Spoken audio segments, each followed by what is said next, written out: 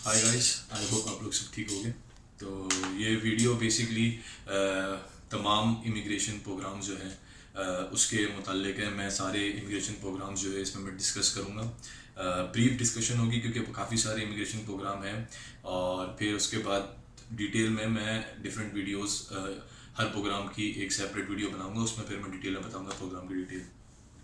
तो पहला जो प्रोग्राम है वो एक्सप्रेस एंट्री है, फेडरल स्किल वर्कर प्रोग्राम, जिसके थ्रू आप कनाडा इमिग्रेट कर सकते हो।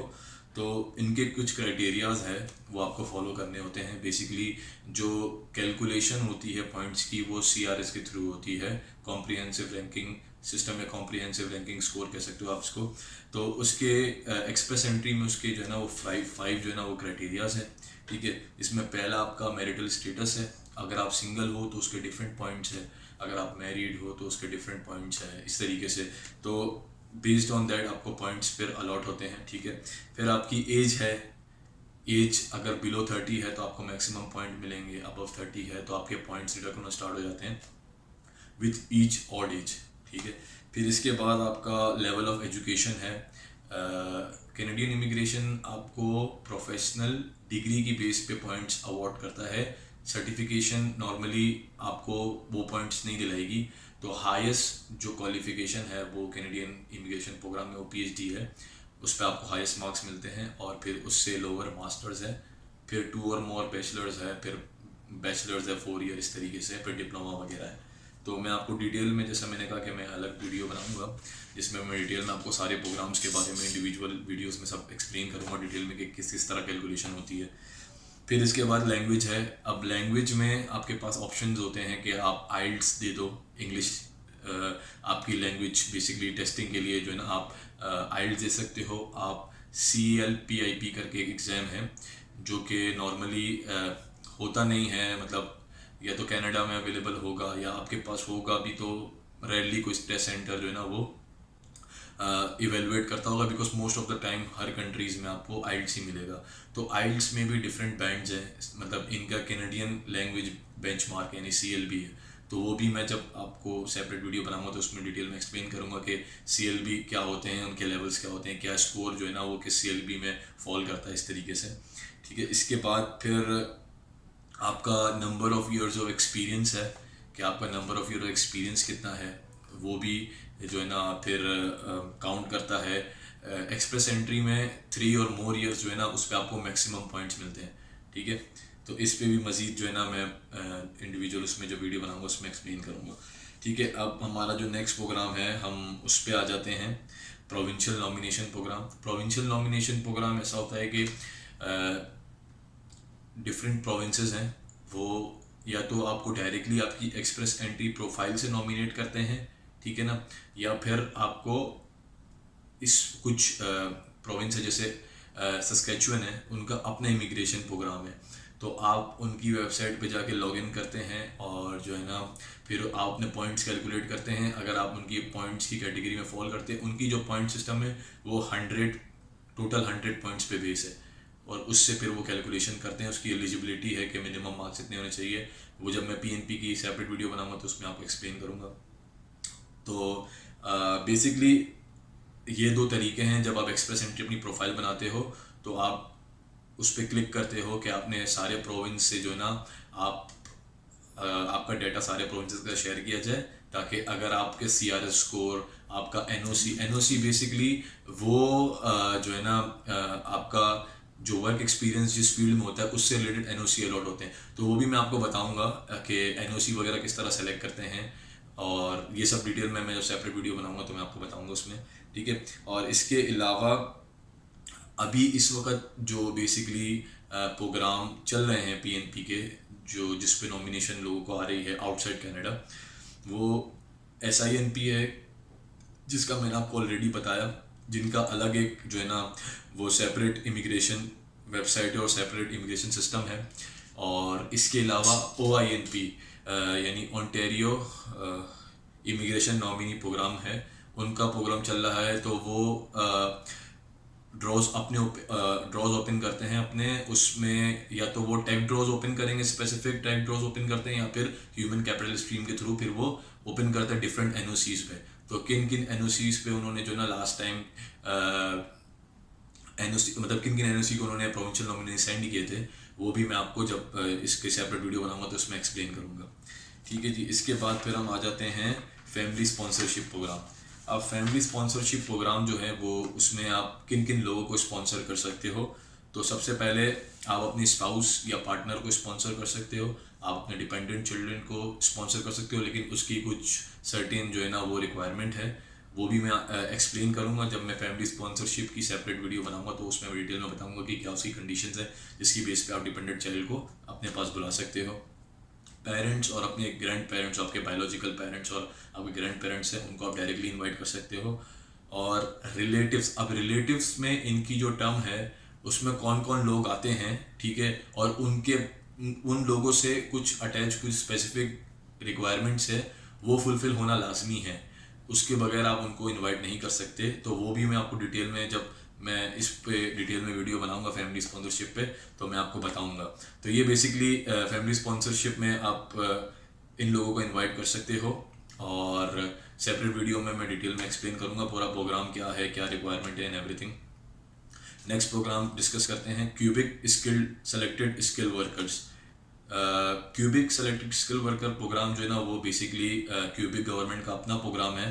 ठीक है, तो आप इसमें अप्लाई इस तरह कर सकते हो कि इनकी साइट पे आप जाते हो, आप अपना लॉगिन क्रिएट करते हो और आप एक एक्सप्रेशन ऑफ इंटरेस्ट दिखाते हो। आप एक्सप्रेशन ऑफ इंटरेस्ट दिखाते हो, वो आप बेसिकली इनके पॉइंट्स कैलकुलेशन है, जब मैं सेपरेट वीडियो बनाऊंगा तो सारा डिटेल में इसमें बताऊंगा कि किस तरह कैलकुलेशन वगैरह होती है। तो आप उनकी अगर मिनिमम कैटेगरी में फॉल करते हो उनके पॉइंट्स की, तो उसमें फिर आप जो है ना अपना एक्सप्रेशन ऑफ इंटरेस्ट शो करते हो। फिर आपको इनकी तरफ से अगर इन्विटेशन आता है तो ये आपको एक सिलेक्शन सर्टिफिकेट कहते हैं, वो भेजते हैं। तो सिलेक्शन सर्टिफिकेट जब आपके पास आ जाता है, फिर आप अपने डॉक्यूमेंट वगैरह जमा करते हो और फिर आप जो है ना परमानेंट रेजिडेंसी के लिए अप्लाई करते हो। इसको भी, ये भी काफ़ी डिटेल्ड बेसिकली प्रोग्राम है, तो मैं इसके लिए भी सेपरेट वीडियो बनाऊंगा और उसमें आपको एक्सप्लेन करूंगा कि आप किस तरीके से अपनी जो रिक्वायरमेंट है इस प्रोग्राम की, उसको आप फुलफिल कर सकते हो और फिर आप अप्लाई कर सकते हो उसके थ्रू।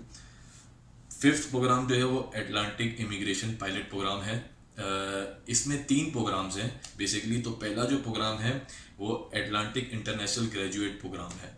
तो इसमें ऐसा होता है कि, अच्छा पहले तो मैं आपको बता दूं कि अटलांटिक प्रोविंस कौन से हैं।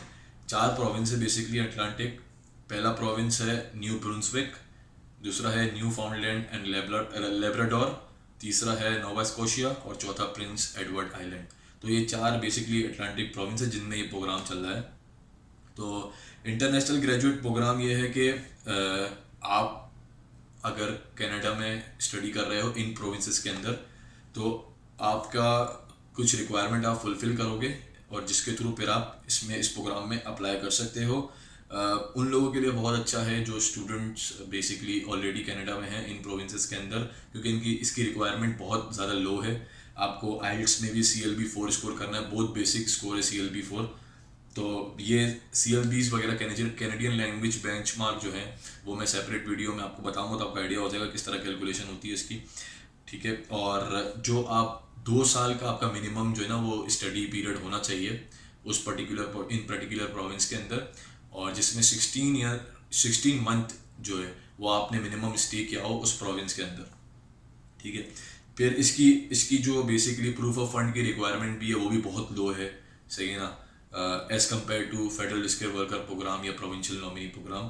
तो अच्छा प्रोग्राम है for those who are this specific programme, यानी कि अटलांटिक इंटरनेशनल ग्रेजुएट प्रोग्राम जो है ये उन लोगों के लिए अच्छा है जो ऑलरेडी इन प्रोविंसेस में पढ़ रहे हैं। फिर इसके बाद इसी का पार्ट है, सेकंड पार्ट जो है वो है Atlantic high skilled programme. Basically आपके पास वर्क एक्सपीरियंस होना चाहिए है 1560 आवर्स का, यानी कि 1560 आवर्स का, जो कि बराबर है 1 साल में अगर आप पर वीक 30 आवर्स काम करते हो तो you can easily achieve 1560 hours in a year.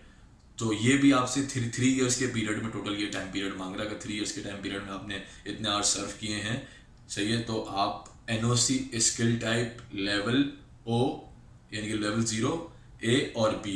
तो ये NOC स्किल लेवल क्या होते हैं, जब मैं इस प्रोग्राम को डिटेल में जब इसकी सेपरेट वीडियो बनाऊंगा तो मैं डिस्कस करूंगा कौन कौन से एनओसी इसके अंदर आते हैं और आप किस तरीके से फिर इसमें अप्लाई कर सकते हैं। फिर वर्क एक्सपीरियंस जो है उनकी सर्टेन कंडीशंस है वो भी बताऊंगा आपको। अच्छा, पिछले भी जितने प्रोग्राम थे और इसमें भी अगर जैसे आप आउटसाइड ऑफ कनाडा आपकी एजुकेशन है तो ऐसा नहीं है कि अगर आपने मास्टर्स किया है तो वो आपके डायरेक्टली मास्टर्स को एक्सेप्ट करेंगे। आपको ECA लेना होगा। ECA is basically education credential assessment. ये 4 डिफरेंट बॉडीज़ जो है ना वो देती हैं। WES है, CES है, इसके अलावा IQAS है और ICES है। तो ये आपको ये जो बॉडीज़ होती हैं ये आपको इक्विवेलेंसी देती है आपकी डिग्री की जो आपने कनाडा से बाहर से बेसिकली अर्न की हैं, तो उनकी इक्विवेलेंसी देती है और उसकी बेस पे फिर आप पॉइंट्स बेसिकली जो है ना पॉइंट्स उस पर अप्लाई करते हो कि आप इतने पॉइंट्स जो है ना वो ले सकते हो। वो जो इक्विवेलेंसी आपको देंगे आपकी डिग्री की बेस पे, उसकी बेस पे आप पॉइंट्स बेसिकली उसके लिए अप्लाई कर सकते हो। फिर इसका भी अगेन लैंग्वेज टेस्टिंग में CLB-4 रिक्वायर्ड है इस प्रोग्राम के लिए भी, एटलांटिक हाई स्किल प्रोग्राम के लिए भी। तो प्रूफ ऑफ फंड अगेन बहुत लो है, बट आपको Atlantic high skill worker programme में आपको जॉब ऑफर की रिक्वायरमेंट है। और जॉब ऑफर जो है वो नॉर्मली ऐसा होता है कि PNP नॉमिनेशन प्रोग्राम है उनमें जॉब ऑफर कुछ प्रोविंसेस जॉब ऑफर जो है ना वो रिक्वायर्ड उनकी होती है, उनकी मतलब रिक्वायरमेंट में होता है। तो वो LIMA करके है, लेबर मार्केट इंटेंसिव असेसमेंट करके है, तो उसके थ्रू वो जॉब ऑफर मांगते हैं। मगर इसके एटलांटिक हाई स्किल प्रोग्राम में आप का जो ऑफर ऑफ एम्प्लॉयमेंट होना चाहिए वो होना चाहिए through offer of employment to a foreign national के नाम से एक डॉक्यूमेंट है। जब मैं इस पे एक डिफरेंट वीडियो बनाऊंगा, मतलब स्पेसिफिक वीडियो इस पर बनाऊंगा, तो मैं उसमें आपको एक्सप्लेन करूंगा कि उसके अंदर क्या क्या रिक्वायरमेंट होती है, तो आपको आइडिया हो जाएगा। इसी प्रोग्राम में फर्दर तीसरा प्रोग्राम है Atlantic intermediate skilled programme. Intermediate skill programme basically again same experience वगैरह सेम चाहिए like high skilled worker programme, सिर्फ NOC का फ़र्क होता है। NOC स्किल लेवल C इसमें रिक्वायर्ड होता है, पहला ऑप्शन ये है। तो NOC मैं आपको एग्जांपल देता हूँ कि NOC लेवल स्किल में कौन कौन लाते हैं। जो इंडस्ट्रियल बुचर्स होते हैं, सही है, वो जो लॉन्ग हॉल ट्रक ड्राइवर्स होते हैं और फूड एंड बेवरेज सर्वर्स जो होते हैं वो बेसिकली इसके अंदर आते हैं। और दूसरा ऑप्शन इन्होंने रखा हुआ है इसमें NOC level skill level A से, जो कि रजिस्टर्ड नर्स या साइकेट्रिक नर्स है या लाइसेंस प्रैक्टिकल नर्स है, सही है, NOC level skill level B, ठीक है। इसके लिए सेम सारी रिक्वायरमेंट सेम है, IELTS CLB-4 चाहिए, प्रूफ ऑफ फंड भी सेम है और आपको इस प्रोग्राम में भी जॉब ऑफर होना लाजमी है through offer of employment to a foreign national. तो ये 5वां प्रोग्राम हमारा फिनिश हो गया। अब हम स्टार्टअप वीज़ा प्रोग्राम पे बात करेंगे। तो स्टार्टअप वीज़ा प्रोग्राम बेसिकली उन लोगों के लिए है जो एज एन एंटरप्रेन्योर कनाडा में इमिग्रेट होना चाहते हैं। तो आपको ये प्रूव करना होगा कि आपका जो बिज़नेस आइडिया है, जो कनाडा में आप बिज़नेस वेंचर स्टार्ट करने वाले हो, वो इनोवेटिव है और वो एक ग्लोबल स्केल पे जो है ना कम्पीट भी कर सकता है। इसके अलावा वो कनाडा में जॉब जो है ना वो जॉब क्रिएट कर सकता है।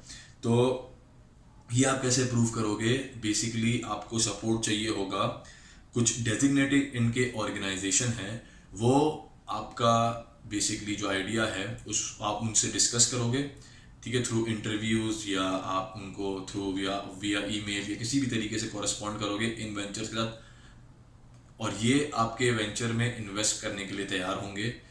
तो फिर आपको इनके पास से एक डॉक्यूमेंट मिलेगा, ठीक है, जो कि लेटर ऑफ सपोर्ट होगा, जो बेसिकली गारंटी होगी इनकी तरफ से कि हम आपके आइडिया को सपोर्ट करेंगे आप कनाडा आओगे।